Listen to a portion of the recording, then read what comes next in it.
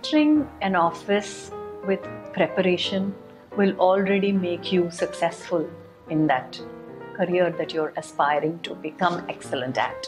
So I always again recommend preparation. Know the office culture of the place that you're joining. If you look on their website, there will already be mission statements and things that the top management will be talking about. There'll be videos on YouTube that the CEO or the top presidents would have given at various forums. Try to understand the language of that place and the mission in the company. So, those days are gone when you just showed up at an office. Okay, I'm here on day one. Everything I have to learn starting today. Go in there with knowledge, because that gives you power. So why don't we take that time before we start our day at the new office with understanding the unwritten codes and things that work for that organization. Of course, there will be a lot of learning to be done after you've entered there, but there are a few basics that you could go in with. One, there has to be a minimum, what I call a civility meter. Every person in that office, whether it is the doorman that greets you to let you into the office, or the person that's serving you a glass of water, or your immediate boss, or the person in the copy room when you go to take Xeroxes, everybody requires the courtesy of a greeting, a thank you, and a polite interaction. So we can't just brush past people anymore, and it is important that we think of politeness becoming a way of life with us. Indians are very polite, but the distance between our heart and our mouth for politeness is very long. We don't bring it out into the open.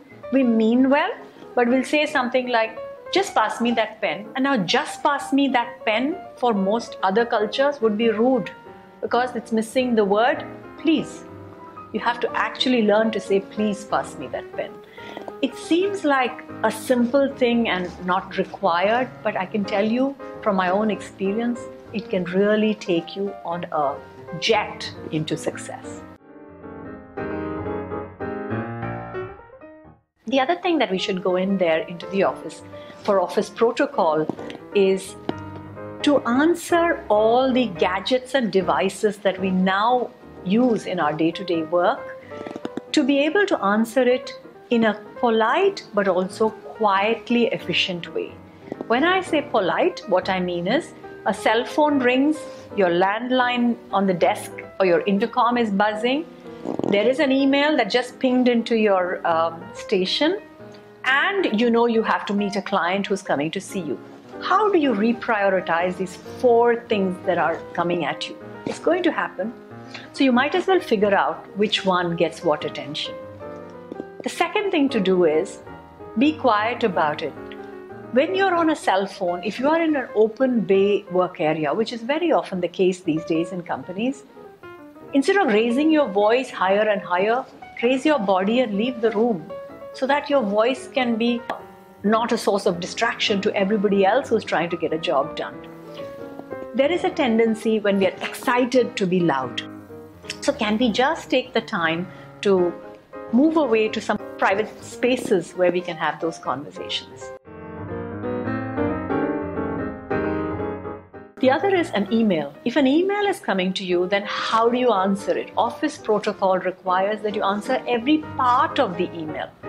You don't answer one section of the email and then put regards in your name and send it out, because you left out 2 aspects that were also asked in that email. When will you be going to the seminar? Are you planning to, what mode of transport are you taking? And who will be the client that you meet on the other side? You just answer when you're going to the seminar and you hit send. That's a waste of your time and the other person's time. So reread an email, compose the answer properly, and then send it out. If you do this in the early stage of working, you will be seen as a potential leader in the pipeline. The other thing is just physical niceties, like a visitor comes into the office and you are introduced. We tend to just raise ourselves from the desk and shake hands across the table. The nice thing to do is step aside, go forward from your desk and greet the person at handshaking distance, nicely shaking their hand. It shows confidence in you even though you've just started at a new company. And that's what will be the stepping stone to your success. So little areas like this, lunchroom, toilet use, all these are common areas in an office. Leave it as clean as you found it in the morning when you went to it. The reason I say this is if everybody were to pay attention to this, it would be very easy to look after these utility areas in an office. So this kind of preparedness to be a part, a piece, a pawn in a corporation and play these other little civility meters around it is going to be very important.